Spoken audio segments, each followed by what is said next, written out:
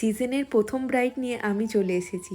Makeup আর্টিস্টরা যে সারা বছর এত খাটনি করে এই ব্রাইডাল সিজনের জন্য, তাই আমি প্রতিটি মেকআপ আর্টিস্টকে বেস্ট অফ লাক বলতে চাই। আর এই যে দেখো, ব্রাইডের বাড়িতে আমি পৌঁছে গিয়েছি। ব্রাইড এখানে আলতা পরছিল আর আমাদেরকে বলছিল তোমরা ওপরে গিয়ে বসো। আর এখানে পুরোহিত মশাই বাড়ির লোকের সাথে আলোচনা করছিল যে সন্ধেবেলা কখন আসবে না আসবে। তো আমরা গিয়ে ঘরে বসি, আর ঘরে বসার সাথে সাথেই দেখি মিষ্টি নিয়ে চলে আসে। তো তারপর ব্রাইড এখানে বসে, আর ব্রাইডের বিফোর লুকটা নিয়ে নিই, কারণ ব্রাইডের একটু আপত্তি ছিল।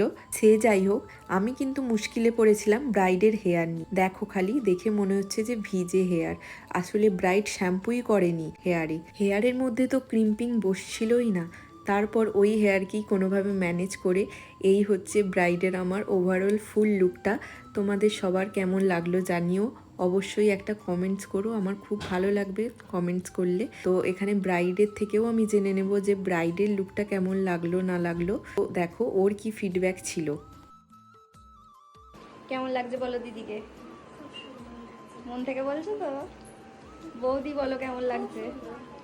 বৌদি এখন আই মেকআপটা শুরু করে বসে আছে।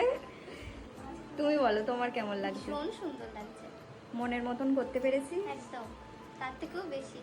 সত্যি বলছো? হ্যাঁ, কাজ শেষে ব্রাইডদের গাল ভরা হাসিটা দেখেই প্রতিটি মেকআপ আর্টিস্টের শান্তি। যাই হোক, ব্রাইডের দেরি হয়ে গিয়েছিল, ভেন্যুতে পৌঁছানোর ছিল, যার জন্য ব্রাইড এখানে তাড়াহুড়ো করছিল।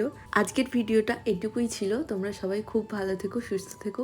আমার পেজটা তোমরা ফলো করে রেখো, যাতে আমার নতুন নতুন কাজগুলো তোমরা সকলে দেখতে পাও। টাটা।